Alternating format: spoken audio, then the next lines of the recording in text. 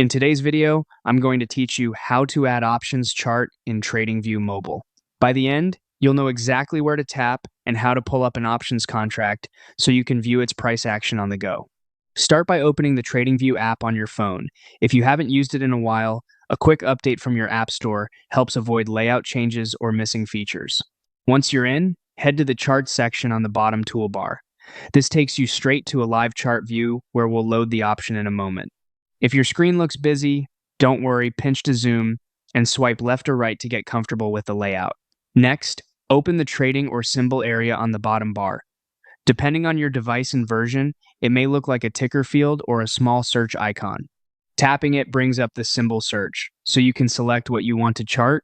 Here, you can either type the underlying stock or index you're trading, or switch to the Options tab to filter directly for contracts.